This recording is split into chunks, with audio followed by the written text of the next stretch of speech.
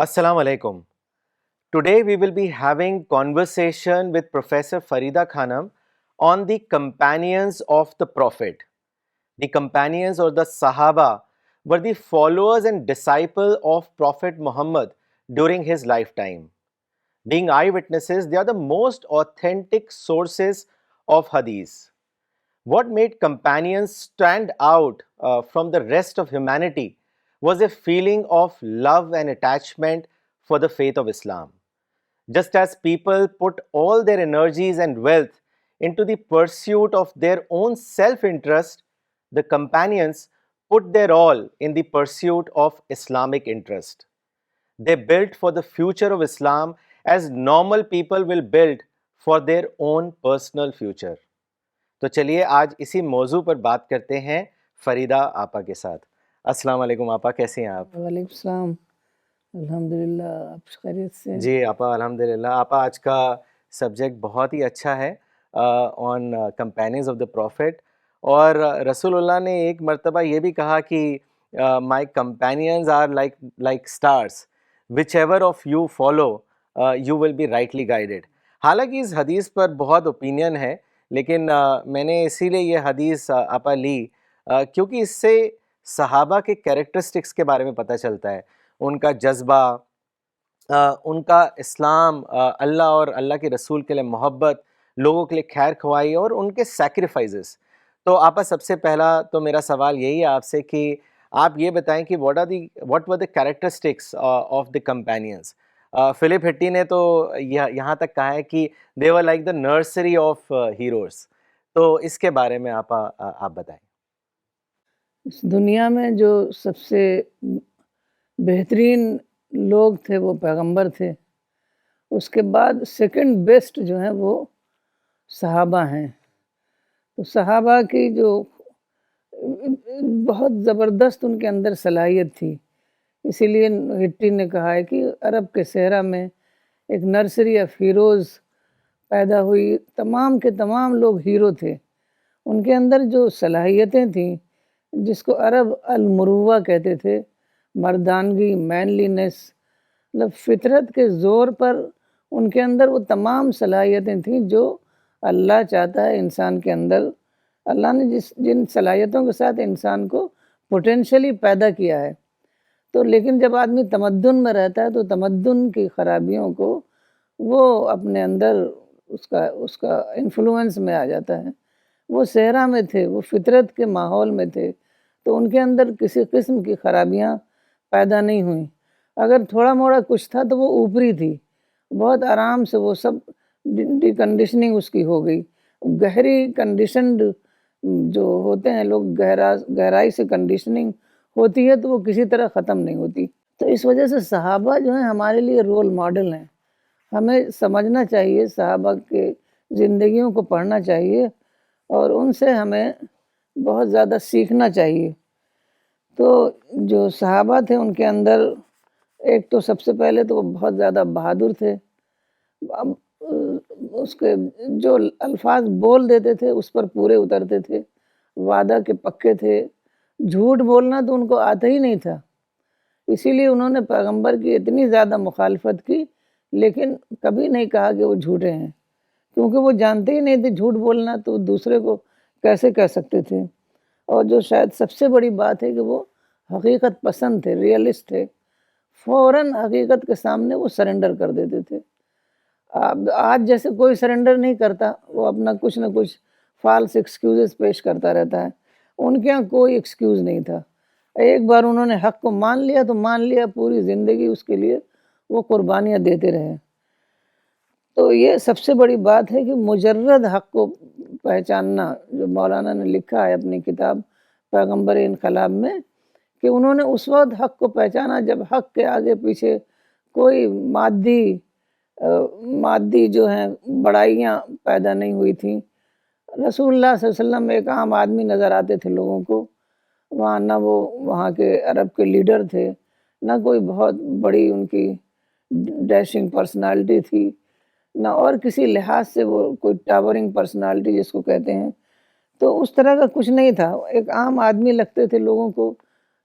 جیسا کہ آپ سمجھ سکتے ہیں طائف والوں نے کتنا زیادہ ہیوملیٹ کیا اسی بات پر کہ خدا کو کوئی نہیں ملا تھا پیغمبر بنانے کے لیے، تم کو پیغمبر بنایا ہے، کعبہ کی بے عزتی کرنی ہے خدا کو کیا؟ تو اس طریقے کی باتیں تھیں۔ اس ماحول میں پیغمبر کو پہچاننا اور ان کی ایک ایک بات کو ماننا، ساری زندگی ماننا، وقتی طور پر لوگ مان بھی لیتے ہیں لیکن بعد میں وہ پیچھے ہٹ جاتے ہیں، جب دیکھتے ہیں کہ اس میں تو ہمارا مادی نقصان ہو رہا ہے تو وہ پیچھے ہٹ جاتے ہیں۔ تو وہ اس زمانے میں جب کہ آپ کو لوگ مزمم کہتے تھے، مزمم آپ کا نام رکھ دیا تھا، اس زمانے میں انہوں نے محمد کو پہچانا، ان کی آپ پیغمبر ہیں، اس کو ایک بار انہوں نے مان لیا تو مان لیا، پھر کوئی چیز ان کو پیچھے نہیں ہٹا سکتی تھی۔ حالانکہ اتنا زیادہ سخت ماحول تھا، وہ انسانی آزادی کا دور نہیں تھا نا، جب تک آپ یہ نہ سمجھیں کہ آج کا ماحول وہ نہیں تھا۔ آج تو آزادی ہے، ہم کچھ بھی کام کرتے ہیں، ہمیں آزادی ملی ہوئی ہے، لیکن وہ زمانہ ریلیجس پرزیکیوشن کا تھا۔ صرف یہ کہنا کہ اللہ ایک ہے، اس پر لوگ مارتے تھے۔ ایک بار عبداللہ ابن مسعود کعبہ گئے اور وہاں سورہ رحمان پڑھنا شروع کیا تو لوگوں نے ان کے منہ پر مارنا شروع کیا، بہت اتنا مارا کہ ان کے منہ پر نشان پڑ گیا۔ بہت ہی senior companion of the Prophet تھے وہ۔ تو پھر بھی وہ اتنے بہادر لوگ تھے کہ انہوں نے کہا کہ اگر تم کہو تو میں پھر کل جا کے وہاں قرآن پڑھوں گا۔ تو اس طریقے سے وہ لوگ کسی چیز سے ڈرنے والے نہیں تھے۔ جب انہوں نے کسی سچائی کو مان لیا تو وہ اس پر بالکل جم گئے۔ یہی وجہ ہے کہ اتنا بڑا انقلاب پہلی بار تاریخ میں آیا۔ ایک بار حضرت ابوبکر جو کہ اتنے سینئر آدمی تھے، اتنے مالدار، بہت بڑے تاجر، وہ کعبہ میں نماز پڑھ رہے تھے، ان کو لوگوں نے بہت مارا اور وہ کچھ جواب نہیں یہ لوگ دیتے تھے، ریٹیلیٹ نہیں کرتے تھے۔ انہوں نے خدا کے دین کو ایسا پکڑا تھا کہ اس سے اتنا ان کو گہرا اٹیچمنٹ تھا کہ وہ اس کے لیے ہر قربانی دینے کے لیے تیار تھے۔ اسی لیے رسول اللہ صلی اللہ علیہ وسلم نے کہا کہ میرے اصحاب جو ہیں ستاروں کی مانند ہیں، ان میں سے تم کسی بھی کی بھی پیروی کرو تم ہدایت پر ہوگے۔ تو یہ تھا، مولانا نے لکھا ہے کہ فتح کانکویسٹ کے دور سے پہلے قربانیاں پیش کرنا، یہ سورہ الحدید میں آیا ہے، تو قربانیاں پیش کرنا اور بعد میں دین کے لیے کچھ کرنا وہ کبھی بھی برابر نہیں ہو سکتا، کیونکہ اس وقت قربانیاں پیش کی جب انہیں کچھ ملنے والا نہیں تھا، ان کو صرف اپنی جان و مال لٹانی تھی، کچھ ملنے والا نہیں تھا، صرف بدنامی ملنے والی تھی کہ دیکھو یہ کہاں یہ لوگ اپنا وقت، اپنا پیسہ، اپنا جان وہ کر رہے ہیں، سیکریفائس کر رہے ہیں، کیونکہ آپ کی رسول اللہ صلی اللہ علیہ وسلم کی شخصیت ابھی اسٹیبلش نہیں ہوئی تھی، ابھی وہ لفظی وعدے تھے، جنت کے وعدے، دنیا میں کامیابی کے وعدے، وہ لفظی وعدوں پر انہوں نے بالکل پکا یقین کیا، کیونکہ ان کو اللہ تعالیٰ سے اتنی زیادہ گہری محبت تھی، رسول سے محبت تھی، تو اس وجہ سے انہوں نے بہت ہی گہرائی سے دین کو پکڑا اور ہمیشہ بس وہ ایک ان کو دھن تھی کہ دین کے کام کرنے کے لیے چاہے کچھ بھی ہو۔ کتنے لوگ تو جو خاص طور پر لیبر کلاس والے تھے تو ان کو لوگ گرم ریت میں لٹا کر مارتے تھے، پھر بھی وہ کوئی بھی ایسا نہیں تھا کہ جو دوبارہ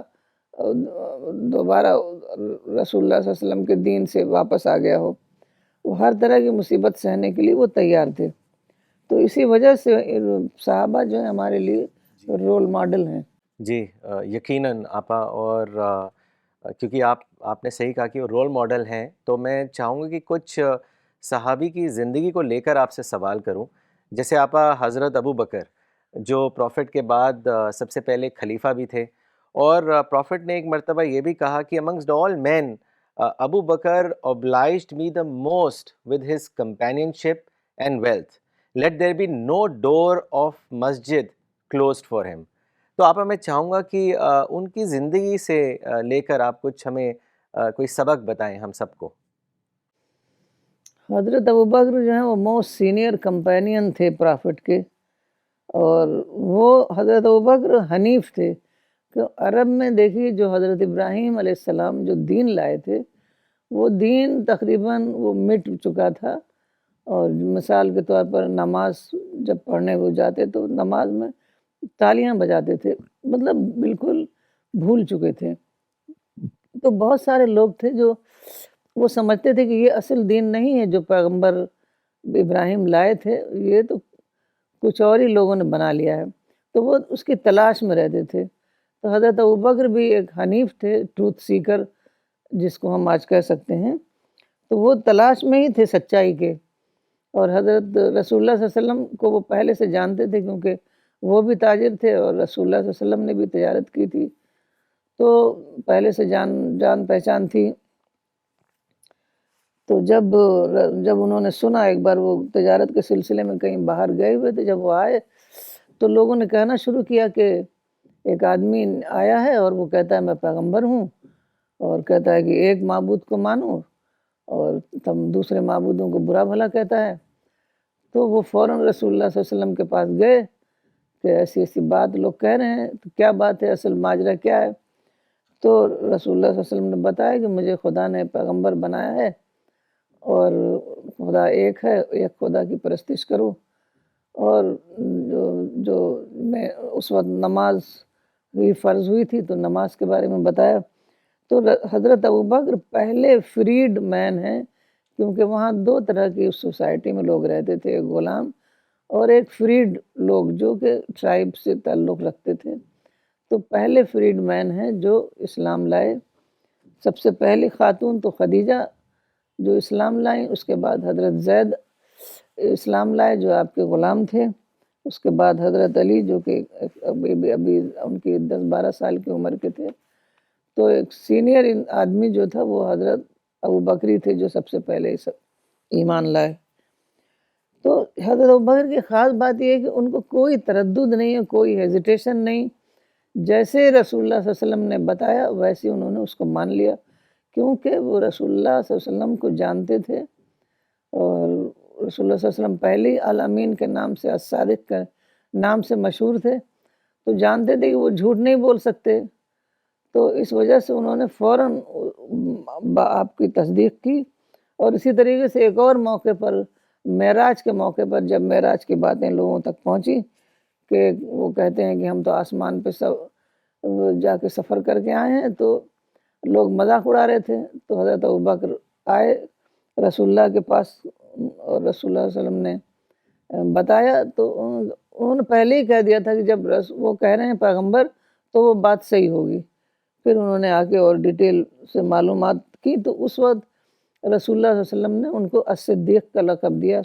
الصدیق مانے ٹروتھ فل، اور سب سے پہلے جو ہے تصدیق کرنے والے۔ تو حضرت ابوبکر بہت بڑے تاجر تھے، تو انہوں نے اپنا سارا مال جو ہے اسلام کے لیے، دین کے لیے خرچ کیا، اور خاص طور پر ایک کام کے لیے وہ بہت خرچ کرتے تھے کہ وہاں پر جو سلیبز تھے، غلام تھے، وہ زمانے میں غلامی کا زمانہ تھا، تو جب وہ اسلام قبول کرتے تو ان کو لوگ بہت مارتے تھے، بہت زیادہ تکلیف دیتے تھے، تو کیونکہ ان کے پشت پر کوئی قبیلہ نہیں تھا۔ وہاں جیسے آج پولیس اور فوج ہوتی ہے، قانون ہوتا ہے، تو وہاں قبیلہ ہوتا تھا، تو قبیلہ ہی لوگوں کو پروٹیکٹ کرتا تھا۔ تو اس طریقے سے ان کے پیچھے قبیلہ نہیں ہوتا تھا تو ان کو لوگ بہت ستاتے تھے۔ تو ان کا جب غلام جو ہے وہ خریدے جاتے تھے، تو جب وہ غلام، جب تک وہ پیسہ نہ واپس کر دیں تب تک وہ غلام آزاد نہیں ہو سکتے تھے، تو حضرت ابوبکر ان کو پیسہ دے کر ان کو آزاد کراتے تاکہ وہ ان مصیبتوں سے بچیں جو بہت زیادہ ان کے اوپر تکلیفیں ڈالی جا رہی تھیں۔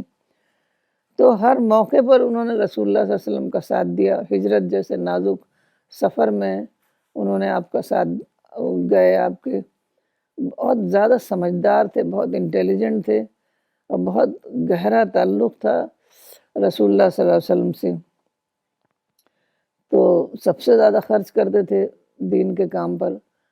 تو حضرت عمر نے ایک بار رسول اللہ صلی اللہ علیہ وسلم نے صدقے کا حکم دیا، تو حضرت عمر نے سوچا کہ میرے پاس تو دولت ہے، اس زمانے میں کوئی ان کا بزنس رہا ہوگا، تو انہوں نے کہا میرے پاس دولت ہے، میں آج حضرت ابو بکر پر میں سبقت لے جاؤں گا۔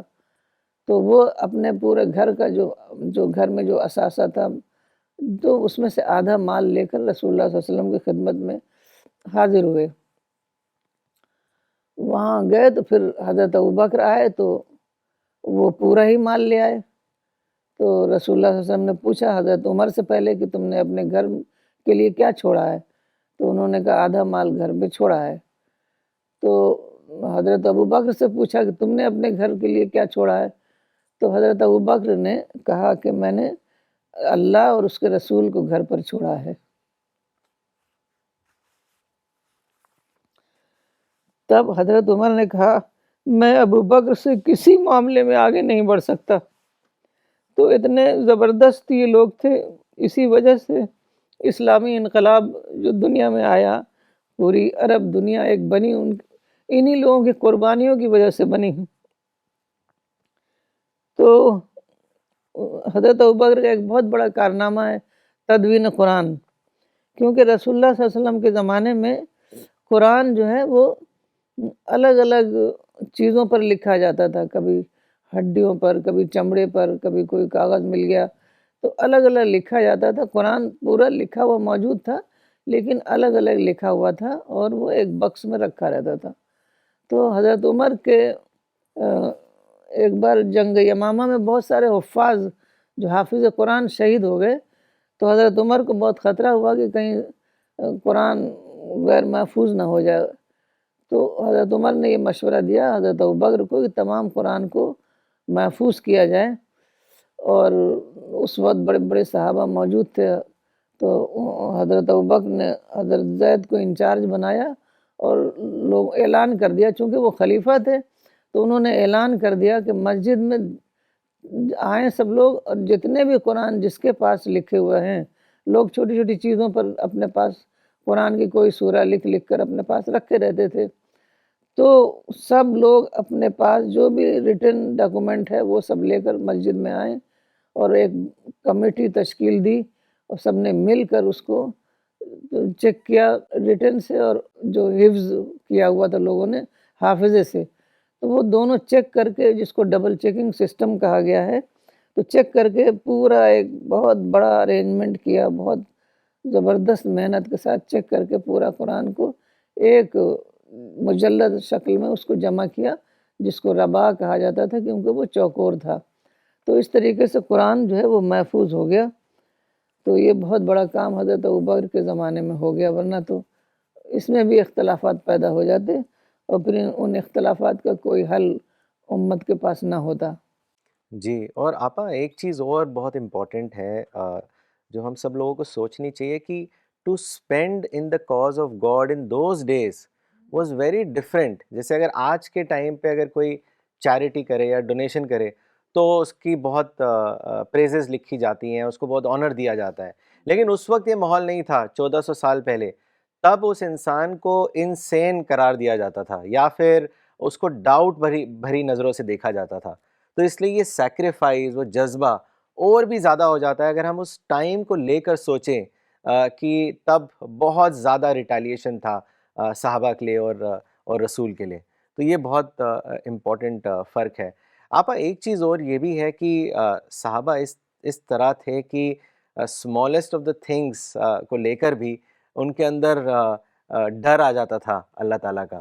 جیسے حضرت عمر بن خطاب کے لیے کہا جاتا ہے کہ اگر کوئی قرآن کی آیت سنا دی جائے تو وہ فوراً بدل جاتے تھے۔ تو وہ دوسرے خلیفہ تھے حضرت ابو بکر کے بعد، تو میں چاہوں گا کہ ان کی زندگی سے بھی لے کر آپ کچھ ہمیں سبق بتائیں۔ حضرت عمر کے بارے میں کہا جاتا ہے کہ وقافاً عند کتاب اللہ، بہت زیادہ رکنے والے تھے، مطلب کتنے بھی ان کو تو معلوم ہے کہ بہت زیادہ غصہ آتا تھا، وہ کتنے بھی غصے میں ہوں، اگر ان کے سامنے کوئی آیت پڑھ دی جائے اس موقع پر تو وہ ایک دم سے ڈھہ جاتے تھے۔ جیسا کہ آپ لوگوں نے دیکھا جب رسول اللہ صلی اللہ علیہ وسلم کی وفات ہوئی تو وہ کسی طرح ماننے کے لیے تیار نہیں تھے، بلکہ مسجد نبوی میں کھڑے ہو گئے کہ اگر جو کہے گا کہ رسول اللہ کی وفات ہو گئی تو میں اسے گردن مار دوں گا۔ تو وہ کہہ رہے تھے کہ وہ کہیں گئے ہوئے ہیں اور پھر آئیں گے۔ جیسے ایک بار معراج ہوئی تھی تو وہ سمجھے ہوں گے شاید کوئی معراج وراج کے لیے گئے ہوئے ہیں. تو حضرت ابوبکر نے ایک آیت پڑھ دی کہ کیا محمد ایک انسان تھے اور ہر انسان کے پاس ہر انسان فانی ہے، اور اگر وہ قتل کر دیے جائیں، موت آ جائے ان کو، تو تم کیا الٹے پاؤں پھر جاؤ گے؟ تو سب سے پہلے تو حضرت ابوبکر نے تقریر کی کہ جو شخص اللہ کی عبادت کرتا تھا اللہ زندہ ہے، اس پر موت آنے والی نہیں. پھر اس کے بعد انہوں نے یہ جب آیت پڑھی کہ محمد صرف اللہ کے رسول ہیں، ان سے پہلے بھی رسول گزر چکے ہیں، اگر ان پر موت آ جائے یا وہ قتل کر دیے جائیں تو کیا تم الٹے پاؤں پھر جاؤ گے؟ تو وہ ایسا وہ ڈھہ گئے کہ ان کو لگا کہ ان کے پاؤں نے جواب دے دیا ہے اور وہ زمین پر گر پڑے. تو اسی لیے ان کو کہا گیا ہے وقافاً عند کتاب اللہ. دوسرے صحابہ بھی بہت زیادہ ڈرتے تھے، لیکن حضرت عمر کے بارے میں یہ اور زیادہ ہے یہ بات. تو حضرت ابوبکر کے بعد جو ہیں حضرت عمر جو ہیں وہ second most senior companion, second most devoted companion of the prophet تھے. تو بہت زیادہ ان کے اندر اسٹرکٹ ڈسپلن ان کے اندر بہت زیادہ تھا، یہاں تک کہ حضرت معاویہ بھی ان سے ڈرتے تھے. تو وہ زبردست جسٹس کے ساتھ وہ پورا ایڈمنسٹریشن دیکھتے تھے، وہ اپنے اوپر بھی ایک پیسہ خرچ نہیں کرتے تھے. تو بیت المال کا بعد میں دیکھی جب خلفائے راشدین کے بعد لوگ بیت المال کا پیسہ خرچ کرنے لگے، تو اس وقت وہ ایسا نہیں تھا بیت المال کا پیسہ، بلکہ اپنا پیسہ بھی وہ بیت المال میں ڈال دیا کرتے تھے. تو اتنا زیادہ ان کے بارے میں مشہور ہے کہ وہ گشت لگاتے تھے. وہ سوچتے تھے کہ اگر ایک انسان بھی ان کے دور حکومت میں ایک انسان کو بھی تکلیف ہوئی، بھوکا وہ سو رہا، تو اس کے بارے میں ان کو خدا کے ہاں جواب دینا پڑے گا. تو اس وجہ سے وہ بہت زیادہ اس کا خیال رکھتے تھے. ایک قصہ بھی ہے کہ ایک بار وہ گشت لگا رہے تھے تو کسی گھر میں رونے کی آواز آ رہی تھی بچوں کی.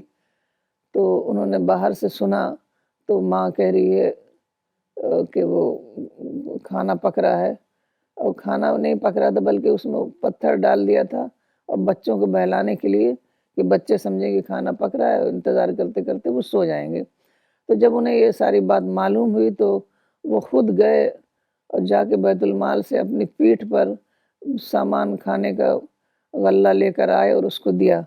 اور بوڑھی اس نے کہا کہ اگر عمر ایسے ہی ہوتے تو کیا ہوتا. تو انہوں نے بتایا بھی نہیں کہ میں عمر ہوں، خود اپنی پیٹھ پر لاد کے لے گئے سامان. تو اسی طرح وہ بالکل ایک عام آدمی کی طرح رہتے تھے. ایک عام آدمی، کسی نے ایک بار دیکھا کہ مسجد نبوی کے چبوترے پر زمین میں سو رہے ہیں بالکل، تو اپنے اوپر ایک پیسہ نہیں خرچ کرتے تھے. اتنا ڈرتے تھے خدا سے کہ خدا کے یہاں پوچھ ہوگی تو میں کیا جواب دوں گا. ایک بار وہ کچھ سامان آیا، جیسے اب ان کے زمانے میں بہت بڑی امپائر بن گئی تھی تو خراج کے سامان آتے تھے دوسرے ملکوں سے. تو ایک بار بہت بڑا سا تھان آیا کپڑوں کا، تو وہ اس وقت وہ سب کو بانٹا جاتا تھا. تو سب کو ایک ایک جوڑے کے حساب سے سب کو بانٹا گیا. تو حضرت عمر بہت لمبے تھے، جب وہ کپڑا بنا تو حضرت عمر کے مطابق تھا، وہ لمبے تھے وہ، تو اتنا ہی کپڑا لوگوں کو مطلب لگا کہ انہوں نے اپنے لیے کپڑا زیادہ لے لیا، ورنہ ان کا کرتا تو اتنے کپڑے میں ہوتا نہیں جتنا ہم سب کو ملا ہے. تو حضرت عمر غصہ نہیں ہوئے، انہوں نے کھڑے ہو کے سب کے سامنے بتایا کہ دیکھو میں نے بھی اتنا ہی کپڑا لیا تھا، چونکہ میرا ہائٹ زیادہ ہے تو میرے اتنے کپڑے میں بنتا نہیں میرا کرتا، تو میرے بیٹے نے مجھے اپنا کرتے کا کپڑا دے دیا، تب میں نے یہ کرتا بنایا ہے. ایسا نہیں ہے کہ میں نے بیت المال سے کپڑا زیادہ لے لیا. تو اتنا زیادہ وہ زبردست ہے. آپ کو معلوم ہوگا کہ ایک بار جب انڈیا آزاد ہوا تو گاندھی جی نے کہا کہ کانگریس والوں کو خطاب کرتے ہوئے کہ تم لوگ جو ہے عمر ابو بکر کی طرح رہو. they were masters of vast empire but they lived like paupers. تو یہ جو ہے ان کی پوری زندگی ایسی ہی تھی. اور اتنے زبردست غصے والے تھے، لیکن قرآن کی آیت پڑھ دیتے تھے ایک دم خاموش ہو جاتے تھے۔ تو ایک بار کیا ہوا کہ ایک صحابی بدو بہت سارے ایسے تھے جو بہت بعد میں اسلام لائے تھے، تو ان کی اچھی سی ٹریننگ نہیں ہو پائی تھی۔ رسول اللہ صلی اللہ علیہ وسلم کی بہت جلد وفات ہو گئی اور زیادہ تر لوگ فتح مکہ کے بعد ایمان لائے تھے۔ تو اسی میں سے ایک آئے تھے، اوینا نام تھا ان کا۔ تو سامان باہر سے آتے رہتے تھے، لوگ کو ڈسٹریبیوٹ کیا جاتا رہتا تھا، وہاں کوئی سیلری سسٹم تو تھا نہیں۔ تو اگر ایسے ہی سامان ڈسٹریبیوٹ ہو رہا تھا تو ایک آئے اوینا نام کے، انہوں نے کہا اے خطاب کے بیٹے، خدا کی قسم تم ہم کو نہ کچھ مال دیتے ہو اور نہ ہمارے درمیان انصاف کرتے ہو۔ اب ایک ایسے آدمی سے کہا کہ جو ایک پیسہ اپنے لیے نہیں لیتا ہے، تو وہ نیچرلی وہ غصے میں آ گئے اور وہ مار بھی دیتے تھے، ان کے پاس ہر دم کوڑا رہتا تھا۔ تو اسی وقت ان کے اوینا کے ایک بھتیجے تھے الحر بن قیس، تو انہوں نے کہا کہ اللہ نے قرآن میں اپنے نبی کو حکم دیا ہے کہ تم لوگوں کو معاف کر دو اور جاہلوں سے اعراض کرو، اور یہ آدمی بلا شبہ جاہلوں میں سے ہے۔ تو فوراً آپ کا غصہ ختم ہو گیا۔ تو وہ بس خدا کی کتاب کا ریفرنس دو اور وہ فوراً خاموش ہو جاتے تھے، رک جاتے تھے۔ تو اتنا زیادہ خدا سے کا ڈر، اکاؤنٹیبلٹی کا ڈر۔ حضرت ابوبکر نے ایک بار کہا تھا کہ کاش کہ میں ایک پیڑ کی برانچ ہوتا اور کوئی گزرتا ہوا کیمل مجھے کھا جاتا اور اس کو ڈنگ میں نکال دیتا، ختم ہو جاتا، مطلب میں ایکسٹنکٹ ہو جاتا۔ حضرت ابوبکر عمر اس قدر ڈرتے تھے خدا کی کہ کیا پتہ میں نے کوئی انجانے میں کوئی غلطی کر دی ہو اور اللہ کے ہاں اس کی معافی ہوگی کہ نہیں۔ تو اس طریقے کا ایک بار تقریباً تمام جو سینئر کمپینینز کا یہی حال تھا، جبکہ یہ لوگ عشرہ مبشرہ میں تھے، یعنی ان کو زندگی میں ہی جنت کی بشارت دے دی گئی تھی، پھر بھی وہ اتنا زیادہ خدا سے ڈرتے تھے کہ کوئی ایک دلیل آپ حق دے دیجئے تو فوراً اس کو مان لیتے تھے۔ اور خاص طور پر کرائسس مینجمنٹ ان کے اندر اتنا تھا، کرائسس کے موقع پر بھی وہ بالکل قرآن کی ایک آیت ان کو خاموش کر دینے کے لیے کافی ہوتی تھی۔ اب مثال کے طور پر آج آپ کتنا بھی قرآن اور حدیث کے حوالے دیتے رہیے، لوگ کوئی ایکسکیوز پیش کر دیتے ہیں۔ مولانا کہتے تھے if you have a good excuse don't use it. تو وہ آج کل ہمارا حال ہے کہ ہم لوگ ایکسکیوز پیش کرتے رہتے ہیں، وہاں کوئی ایکسکیوز نہیں تھا، قرآن سامنے آ گیا تو بس بات ختم۔ ایک بار ایک گاؤں کی بات ہے، ایک صاحب نے کچھ 15-20 پیڑ، آم کے پیڑ تھے، کسی دوسرے کے کھیت میں جیسے بارڈر ملا ہوا رہتا ہے نا، باؤنڈری، تو کسی دوسرے کے کھیت سے انہوں نے قبضہ کر لیا کہ میرا پیڑ ہے۔ تو اس سے وہ دے نہیں رہا تھا، تو اس سے کہا گیا کہ ٹھیک ہے تم قرآن ہاتھ میں لے کے کہہ دو میرا پیڑ ہے تو تم کو ہم دے دیتے ہیں۔ تو وہ آدمی کہنے لگا کہ قرآن کہاں سے آ گیا، مطلب اس بیچ میں قرآن کہاں سے آ گیا۔ تو یہ صحابہ ایسے نہیں تھے، وہ تو ہر بات میں قرآن میں گائیڈنس تلاش کرتے تھے، اور جب قرآن میں گائیڈنس آ جاتی تھی پھر اپنی بالکل نہیں چلاتے تھے، اور اتنے زیادہ انٹیلیجنٹ، اتنے زیادہ سمجھدار اور اتنے باصلاحیت لوگ تھے، اس کے باوجود وہ قرآن کے آگے وہ ڈھہ جانے والے لوگ تھے۔ تو یہ تھے صحابہ۔ یہ تو ہم بہت تھوڑی سی باتیں بتائیں کیونکہ ہمارے پاس اتنا ٹائم یہاں پر نہیں ہوتا، تو یہ تھوڑی سی باتیں ہم آپ کے سامنے رکھ رہے ہیں تاکہ آپ لوگ صحابہ کے بارے میں آپ لوگوں کی دلچسپی بڑھے اور آپ لوگ خود صحابہ کے بارے میں کتابیں پڑھیں اور اس سے اپنے لیے گائیڈنس حاصل کریں۔ جی، but truly, like you rightly said, Hazrat Umar was a great model of piety for all of us. But similarly, تیسرے خلیفہ حضرت عثمان، وہ بھی بہت بڑے صحابی تھے. He was known to be very pious, kind-hearted, and a very modest person. And people admired his generosity. ایک واقعہ یہ بھی ہے کہ ایک مرتبہ انہوں نے 1000 اونٹ جو مال سے لدے ہوئے تھے وہ چیریٹی میں دے دیے. تو آپا وہ قصہ کیا ہے، اس کے بارے میں بھی آپ ہم سب کو بتائیں.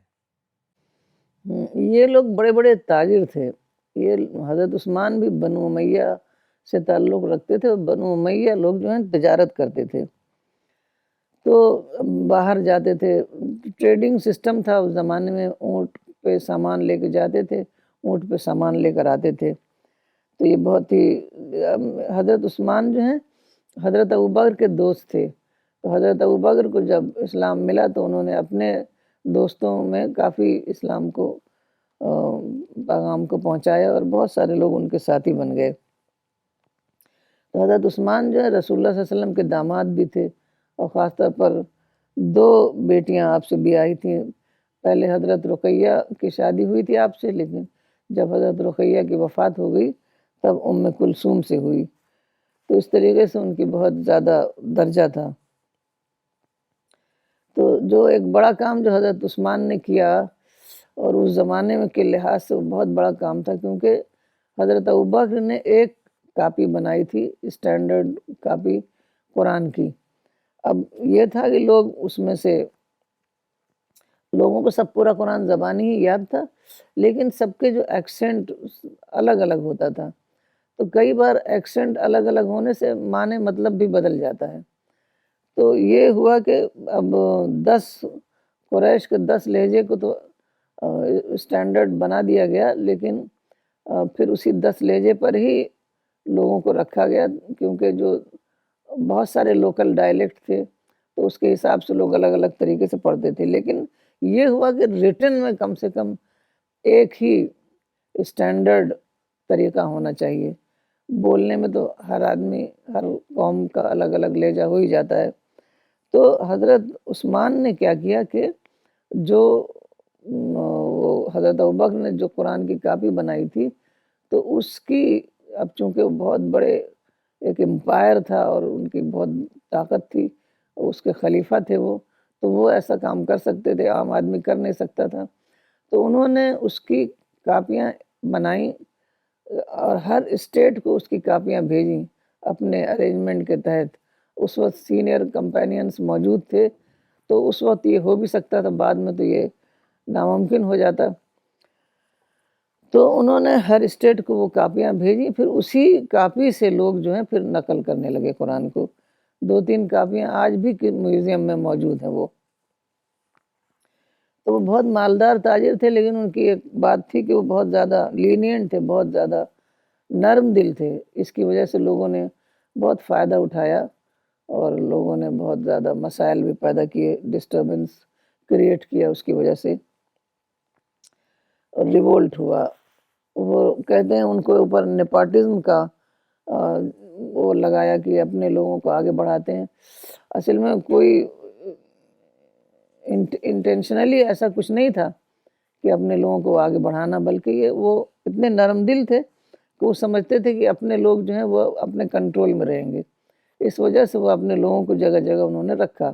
تو اس کی وجہ سے ریولٹ ہو گیا۔ وہ ٹرائبل ایج تھا، ہر ٹرائب جو ہے ایک دوسرے ٹرائب کو ایکسیپٹ آسانی سے نہیں کرتا تھا، تو وہ لوگ غصہ ہو گئے کہ سارے عہدے جو ہیں وہ بنو امیہ کو مل گئے ہیں، تو یہ مسئلہ ہو گیا تھا۔ تو وہ جو تھا کہ بہت زیادہ وہ خرچ کرتے تھے دین کی راہ میں، تو وہ ایک قصہ ہے، بہت ہی دلچسپ قصہ ہے کہ ایک بار مدینے میں قحط پڑا، تو بہت زیادہ لوگ پریشان تھے۔ تو اسی زمانے میں حضرت عثمان کے 1000 اونٹ باہر گئے ہوئے تھے، تو سامان لاد لاد کے اونٹ پر وہ آئے مدینہ۔ تو لوگوں کو پتہ چل گیا کہ بہت زیادہ سامان آیا حضرت عثمان کے یہاں، تو تمام مدینے کے جو تاجر ہیں وہاں جمع ہوئے اور انہوں نے چاہا کہ خرید کر سامان ہم مدینے والوں کے لیے صدقہ کریں۔ تو جب وہاں گئے سب سارے تاجر، تو انہوں نے پوچھا کہ مجھے تم کیا نفع دو گے اس میں؟ تو لوگوں نے کہا 10 درہم، وہاں کی کرنسی تھی درہم، تو 10 درہم پر 12 درہم۔ تو حضرت عثمان نے کہا مجھے تو اس سے زیادہ مل رہا ہے، تو اس نے کہا 14 درہم، پھر کہا کہ اس سے بھی زیادہ مل رہا ہے 15 درہم، تو تم اس سے زیادہ مجھے دو گے؟ تو ان کا 15 درہم اس سے زیادہ تو ہم نہیں دے پائیں گے۔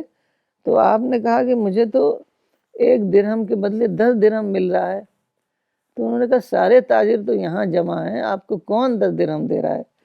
تو انہوں نے کہا کہ مجھے میں نے سارا کا سارا مال خدا کے لیے صدقہ کر دیا ہے، میں اس کو مدینے والوں کو میں صدقہ کر رہا ہوں، یہ سارا مال ان کے لیے۔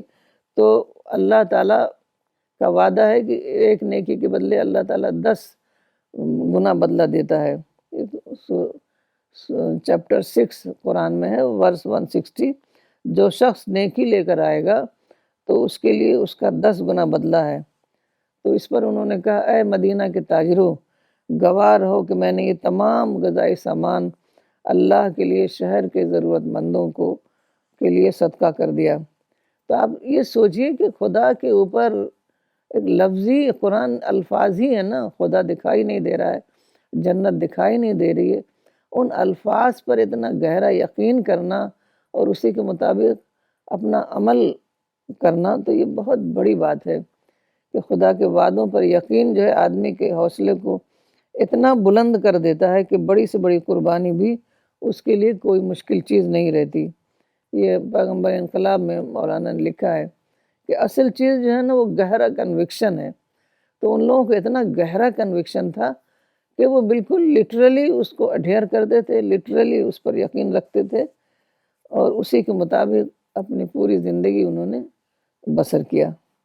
Abba, it's really amazing that it shows that how there was general eagerness among the companions to donate their wealth for the sake of Allah.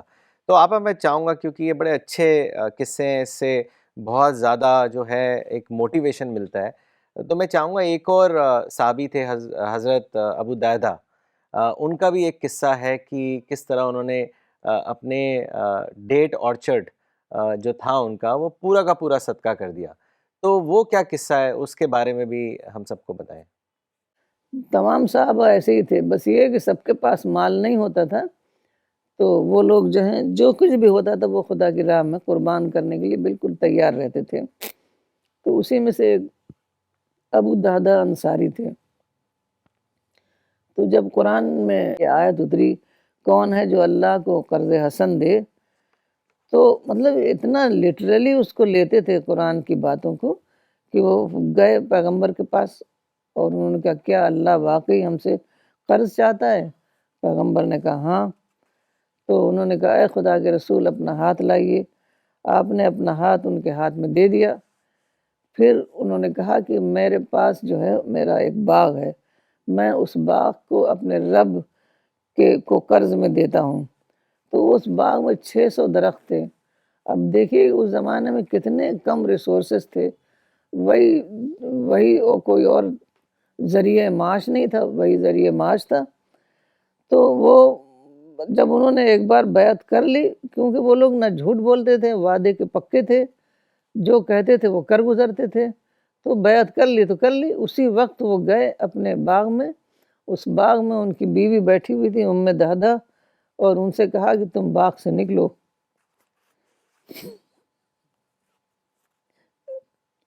یہ باغ میں نے خدا کے لیے دے دیا ہے۔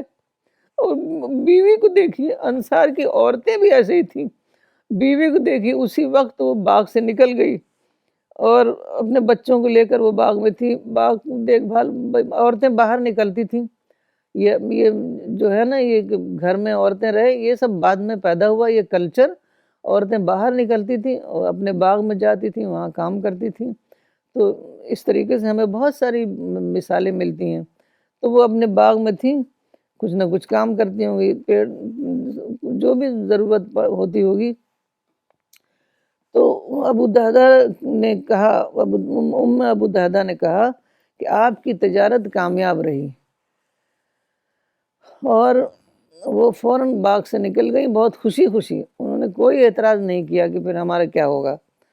تو رسول اللہ صلی اللہ علیہ وسلم نے جب یہ سنا تو کہا کہ ابو دہدہ کے لیے جنت میں کتنے ہی شاداب اور پھلدار درخت ہیں۔ تو یہ لوگ بالکل بے چین رہتے تھے خدا کے لیے قربانی دینے کے لیے، اور اپنے دین کی خاطر اپنا سب کچھ لٹا دینے میں اسی میں ان کو لذت ملتی تھی۔ حالانکہ وہ زمانہ جو آپ نے کہا کہ لوگ ان کو دیوانہ سمجھتے تھے کہ آگے کچھ نظر نہیں آ رہا ہے، تمام لوگ پریشان ہیں، روز قریش حملے کر رہے ہیں، یہاں حالات خراب ہیں بالکل، اور جو کچھ ہے وہ لوٹائے چلے جا رہے ہیں اور کوئی جنت اور جہنم یہ سب کسی کو دکھائی تو دیتی نہیں تھی، وہ تو صرف بصیرت کی نگاہ سے وہ دیکھتے تھے۔ تو وہ اس وقت بالکل ایسے ہی جیسے اینٹیں بنیاد میں دفن ہو جاتی ہیں، تو وہی بنیاد میں دفن ہونے کے ہم مانا تھا ان کی قربانیاں۔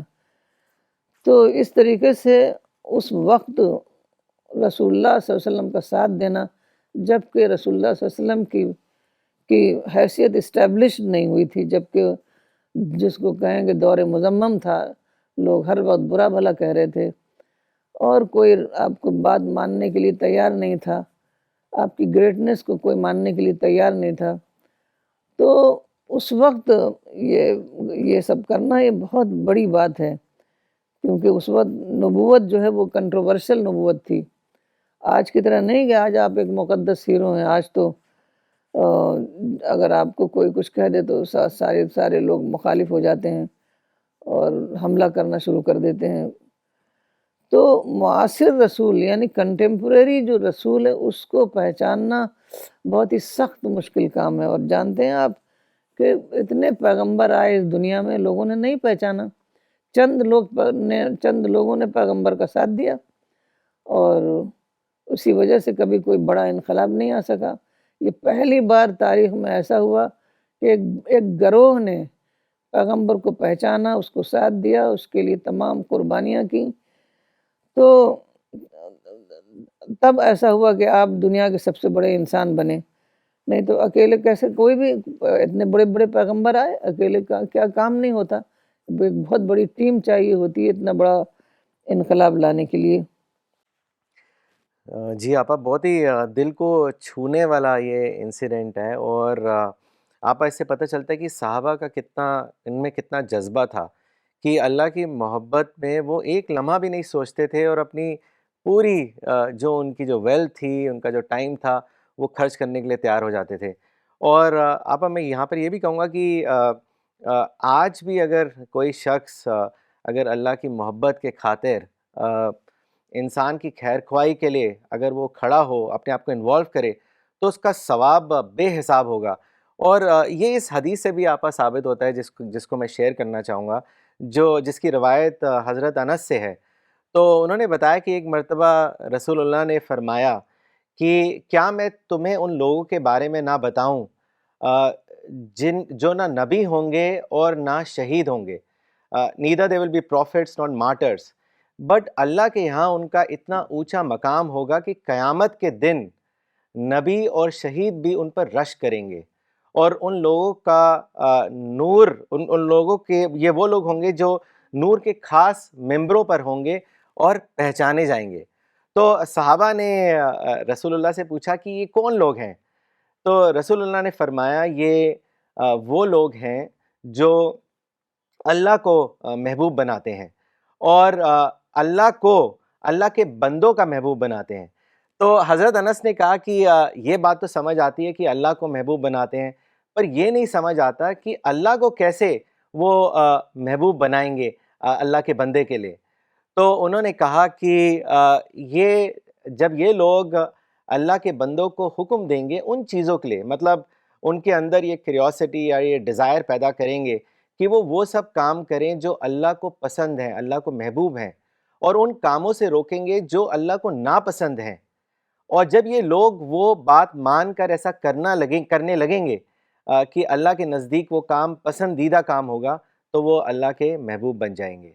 تو آپ ایک بہت ہی پیاری اور ہوپ فل حدیث ہے، اور اگر ہم اس کو ہمیشہ اپنے ذہن میں رکھیں کہ ہمیں اس کیٹیگری کے لیے اپنے آپ کو اسپائر کرنا ہے، تو ہم لوگوں کے لیے یہ ایک بہت ڈائریکشنل حدیث ہو جاتی ہے۔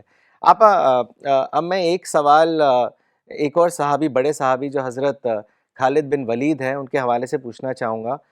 ان کو سیف اللہ کا ٹائٹل بھی دیا تھا پروفٹ نے، یعنی sword of God, he was a war general, اور پروفٹ کے بعد انہوں نے کافی پروونسز کو ریکیپچر کرا تھا who were breaking away from اسلام۔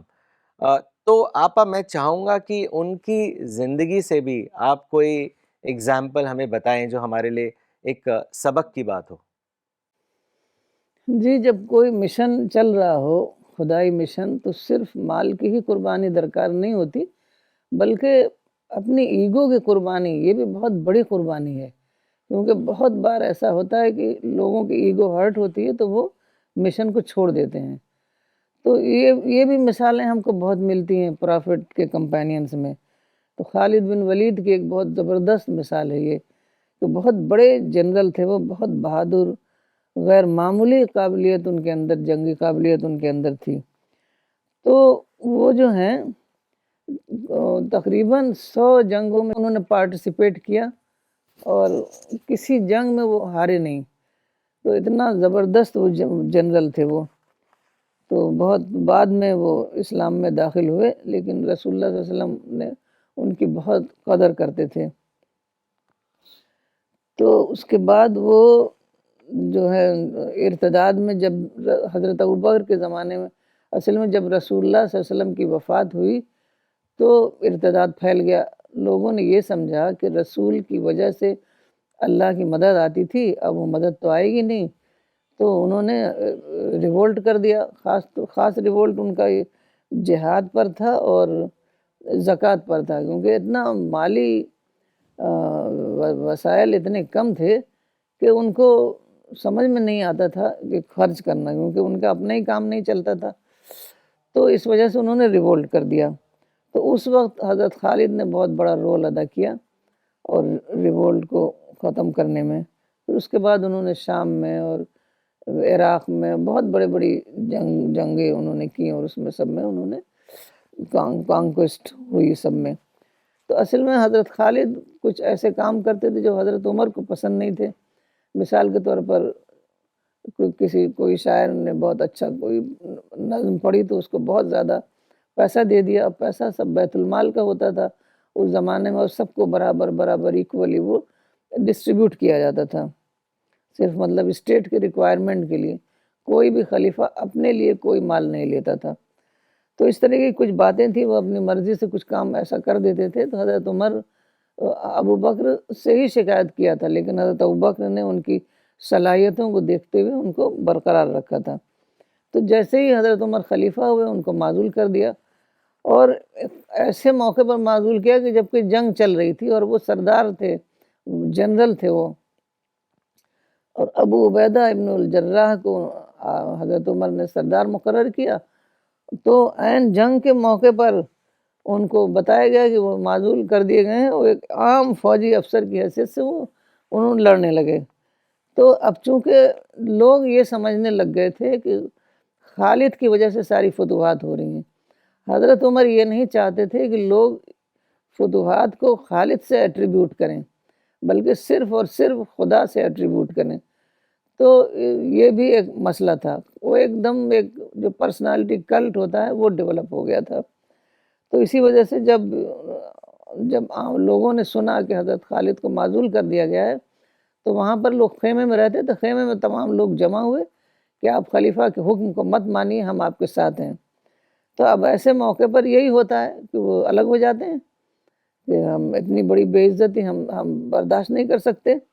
لیکن کیا تاریخی کلمہ حضرت خالد نے اس وقت بولا کہ وہ سونے سے لکھنے لائق ہے، کہ حضرت خالد نے کہا کہ میں عمر کے لیے نہیں لڑتا، عمر کے رب کے لیے لڑتا ہوں۔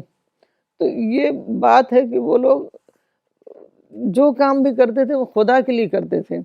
انسان سے کوئی بھی شکایت ہو، اس کو کچھ بھی اس سے اثر نہیں لیتے تھے۔ شکایتوں نے دیکھیے ہر سوسائٹی میں، ہر فیملی میں، ہر جگہ شکایت ہوتی، لیکن کچھ اوورآل ایک انٹرسٹ ہوتا ہے، اس کی وجہ سے آدمی ان شکایتوں کو ختم کرتا رہتا ہے۔ لیکن ایسے موقع پر وہ انٹرسٹ اگر گہرا انٹرسٹ نہیں ہے جو انسان کا فیملی میں ہوتا ہے، تو پھر وہ ان شکایتوں سے متاثر ہو جاتا ہے۔ تو وہی انٹرسٹ جو کسی کو ایک فیملی سے ہوتا ہے، تو وہی انٹرسٹ ان کو ہو گیا تھا دین سے، خدا کے دین سے۔ اسی وجہ سے ہمیں ایسی مثال ایک دو نہیں، ہزاروں ایسی مثالیں ہیں کہ کس طریقے سے یہ لوگ ان شکایتوں سے اوپر اٹھ کر بالکل ٹوٹل سینس میں پازیٹیولی اور آبجیکٹیولی وہ سوچتے تھے اور اسی کے مطابق عمل کرتے تھے۔ کسی بھی صحابی نے ایسا نہیں کیا کہ وہ دین کے معاملے میں کوئی جھوٹ لگائے، غلط بات کہے، چاہے پرسنلی کچھ گریونسز ہوتے تھے لیکن دین کے معاملے میں وہ سب سچے تھے اور اس میں کبھی انہوں نے کوئی شکایت کی بات نہیں ہوئی اس میں. جی جزاک اللہ آپا. آپا کافی کامنٹس اور کوشچنس بھی آ رہے ہیں، تو میں پہلے کچھ کامنٹس پڑھنا چاہوں گا. یہ کامنٹ بھیجا ہے محمد آصف صاحب نے کانپور سے. انہوں نے لکھا ہے کہ صحابہ ہمارے لیے آئیڈل ہیں، رول ماڈل ہیں.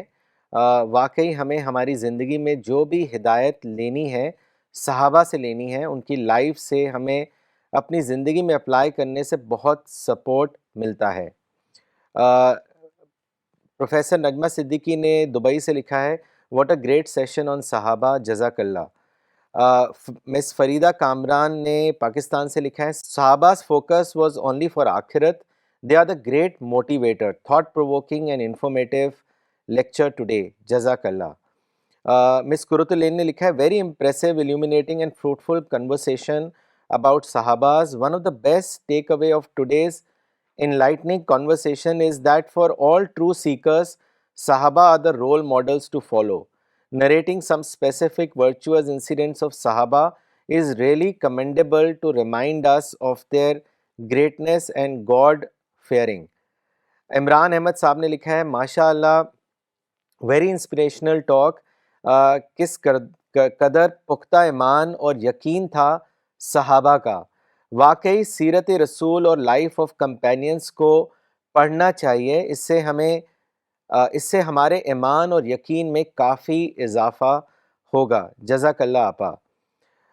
انس صاحب نے مظفر نگر سے لکھا ہے اللہ آپ کو جزائے خیر عطا فرمائے آپا اور اسی طرح آپ سے اپنا کام لیتے رہیں. میں آپ میں مولانا کو دیکھتا ہوں. My best wishes are always with you. آپا یہ عامر موری صاحب کا کامنٹ بھی ہے اور ایک سوال بھی ہے. انہوں نے لکھا ہے آپا thank for such an insightful lecture. What is the most important trait that all of the prophets companion shared that we should emulate in order to live God oriented life? تو اس کے بارے میں کچھ آپ بتائیں. گہرا اٹیچمنٹ ٹو دا مشن، اور وہ مشن کیونکہ خدا کا مشن ہے تو گہرا اٹیچمنٹ ٹو دا مشن اور بالکل فوکس ہو پیراڈائز پر، آخرت پر. جیسے صحابہ تھے وہ بالکل فوکسڈ تھے کہ اگر انہوں نے کوئی غلط کام کیا تو خدا کے ہاں وہ اکاؤنٹیبل ہوں گے. تو جب آدمی فوکسڈ ہو جائے گا نا، ڈسٹریکشن اس کا ختم ہو جائے گا. وہ دنیا کے معاملے میں ان کو کوئی ڈسٹریکشن تھا ہی نہیں. صرف اور صرف دین کے لیے کام کرتے تھے، مشن کے لیے کام کرتے تھے. کچھ بھی نہیں سوچتے تھے کہ گھر میں ہمارے کوئی جو مسئلے ہیں وہ کیسے حل ہوں گے. جیسے حضرت ابوبکر سارا مال لے آئے تو انہوں نے یہ نہیں سوچا کہ ہمارے گھر والوں کا کیا ہوگا. جب وہ مدینہ جا رہے تھے رسول اللہ صلی اللہ علیہ وسلم کے ساتھ ہجرت میں، تو ان کے پاس 5,000 درہم تھے تو وہ سب لے کر چلے گئے. اب ان کے بوڑھے باپ تھے، ان کی بیٹی تھیں، تو اب وہ پریشان ہوتے کہ گھر میں کام کیسے چلے گا. مطلب وہ کہا اللہ کو چھوڑ کے گئے، اللہ کر سب سنبھال لے گا. تو انہوں نے ایک تھیلی میں کچھ کنکر منکر رکھ دیا. تو وہ نابینا تھے ان کے باپ ابو قحافہ جو تھے، تو انہوں نے ان کی بیٹی نے وہ تھیلی اسے چھوا ہوا کہ سمجھے کہ وہ درہم رکھا ہوا ہے. تو وہ مطمئن ہو گئے، کہنے لگے ٹھیک ہے ہمارے لیے چھوڑ کر وہ گیا ہے. تو ان کی بیٹی نے ایسا کیا. نہ کسی کو نہ شکایت نہیں ہوئی، بیٹی کو نہیں، کچھ چھوڑ کر نہیں گئے. اور اللہ تعالیٰ نے سب کا انتظام، اللہ ہے ہی کرنے والا. تو اس طریقے سے وہ لوگ خدا پر مکمل ٹوٹل سینس میں خدا پر بھروسہ. تو خدا پر بھروسے کی ایک یہ تو کہانی ہی ہے لیکن دلچسپ کہانی ہے. کسی نے کہا کہ سب کچھ دینے والا خدا ہے. تو ایک آدمی نے کہا اچھا تو خدا کھلائے گا پلائے گا تو میں ایک پیڑ پر بیٹھ جاتا ہوں، دیکھیں گے کیسے خدا کھلاتا پلاتا ہے. ہمیں تو مطلب اس کا تو ہے کہ ہم محنت کرتے ہیں، کماتے ہیں، تب اپنے لیے انتظام کرتے ہیں کھانے پینے کا. وہ پیڑ پہ بیٹھ گیا. اب پہلے زمانے کی بات ہے جب قافلے دن بھر چلتے تھے اور رات کو آ کے کہیں پڑاؤ ڈالتے تھے، وہاں اپنا کھانا وانا پکاتے تھے، کھاتے پیتے تھے، پھر صبح کو چلتے تھے. تو وہ آدمی پیڑ پر خاموش بیٹھا رہا کہ دیکھیں کھانے کو ملتا ہے کہ نہیں ملتا ہے. تو اب ان لوگوں کو پتہ بھی نہیں چلا اوپر کون بیٹھا ہوا ہے. تو کہنے لگے جب اس نے سیزننگ کی بگھار وگھار کیا تو اس کو جو ہے کھانسی آ گئی. تو کھانسی آ گئی تو وہ اس کو بلایا اور اپنے کھانے میں شریک کیا. تو اس کی سمجھ میں آیا کہ کھانا جو ہے وہ خدا کی طرف سے ہوتا ہے، سب کچھ خدا کی طرف سے ہوتا ہے. تو ہو سکتا ہے کہانی ہوگی، لیکن بہرحال بہت السٹریٹو کہانی ہے. تو اللہ تعالیٰ سب کا انتظام کرتا ہے. اب دیکھیے مکہ میں کتنے سخت حالات تھے، بائیکاٹ کر دیا، کچھ کھانے پینے کو نہیں ملتا تھا. مدینے میں بھی بہت زمانے تک حالات خراب رہے، لیکن پھر بھی اللہ نے سب کو سنبھالا. تو یہ تھا گہرا گہرا بھروسہ، ڈیپ کنوکشن کہ خدا کے اوپر. تو خدا can take care of every one. اب کر ہی رہا ہے، ساری چڑیوں کو، پرندوں کو، سب کچھ خدا ہی کر رہا ہے. اتنی دنیا میں اتنی مخلوقات ہیں، سب خدا کر رہا ہے. تو خدا ہمارے مادی جو ضرورتیں ہیں اس کو کہیں نہ کہیں سے پورا کرے گا. حضرت علی نے کہا کہ جب بچہ پیدا ہوتا ہے تو لکھ دیا جاتا ہے اس کو کیا دنیا میں ملنے والا ہے، اور وہ مل کے رہتا ہے. تو اس طریقے سے وہ گہرا اٹیچمنٹ مشن سے وہ پیدا ہو جائے تو آج ہم بھی وہی کام کر سکتے ہیں. بالکل جو اخوان رسول والی آپ نے ابھی بتایا نا، تو اس آخری زمانے میں بھی جو اللہ کا کام ہونے والا ہے، ساری دنیا میں خدا کا جو پیغام پہنچنے کا اللہ کا یہ مطلب یہ ایک حدیث ہے، اس کے پریڈکشن ہے وہ کہ گھر گھر کلمہ خدا کا پہنچ جائے گا. تو پہنچانے کے لیے کچھ ایک ٹیم درکار ہے. تو جو ٹیم بھی اس طریقے سے کام کرے گی پوری گہرائی سے مشن کو سمجھ کر کے، تو اس کے لیے وہ اتنا بڑی حدیث ہے کہ آخرت میں انبیاء بھی اس کے اوپر فخر کریں گے، انوی کریں گے کہ مطلب انبیاء کے اوپر تو وحی آتی تھی، پیغمبر اینجلس آتے تھے اور وہ ان کو سب بات بتاتے تھے. اور یہ لوگوں کو کیسے سچائی ملی، ہدایت ملی کہ فرشتے بھی نہیں آئے، اس کے باوجود انہوں نے سچائی کو ڈسکور کیا اور ساری دنیا میں اس کو پھیلایا. تو وہ لوگ ہیں جن کے اوپر آخرت میں پیغمبر بھی فخر کریں گے. تو وہی گہرا اٹیچمنٹ مشن سے پیدا ہو جائے تو وہی کام آج بھی کیا جا سکتا ہے. آج تو ٹیکنالوجی کی وجہ سے اور آسان ہو گیا ہے کام.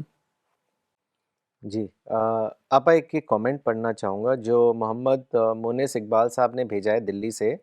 انہوں نے لکھا ہے کہ صحاباز were Muslim by choice and we are Muslims by chance. It is due to the sacrifices made by Sahabas that we are here as Muslims today. They made the right choice and laid the foundation for the future generations. We on the other hand have today weakened those foundations because we have never understood the value of those sacrifices made by Sahabas. Hence it becomes extremely important for us to take the responsibility and follow the footsteps of Sahabas, take lessons from their life and apply it in ours. Pleasing Allah is the only option we have. آپا یہ ایک سوال doctor Stuti نے پوچھا ہے. ان کا سوال ہے کہ آپا you said prophet and companions did not lie at all but today people say they follow the سنت but still they lie seeing that this is very common and everybody does that. People are lying thinking that it's not a sin. What would be your advice or opinion on this? مولانا کہتے تھے ایک direct جھوٹ ہوتا ہے، ایک indirect جھوٹ ہوتا ہے. تو اگر کبھی ہم لوگ جو ہیں کچھ گھما پھرا کے بات کہہ دیتے تھے تو اس کو انڈائریکٹ جھوٹ کہتے تھے یہ بھی جھوٹ ہے. تو کوشش یہی کرنا چاہیے کہ بالکل ایز اٹ از بات کہیں. اصل میں وہی مسئلہ ہے اکاؤنٹیبلٹی کا ڈر. جب تک ہمارے اندر وہ خوف نہ پیدا ہو جائے کہ ہم ایک ایک چیز کے لیے خدا کے آگے اکاؤنٹیبل ہیں، تب تک یہ ختم نہیں ہو سکتا. کیونکہ جھوٹ بولنے میں بہت کنوینئنٹ ہے نا، بہت آسانی سے ہم کوئی بات کسی سے چھپا سکتے ہیں. تو یہ بس یہی ڈر پیدا ہو جانا چاہیے کہ خدا کے یہاں ہمارا ہر چیز، خدا کے یہاں ہمارا ریکارڈ پورا کا پورا حاضر کر دیا جائے گا.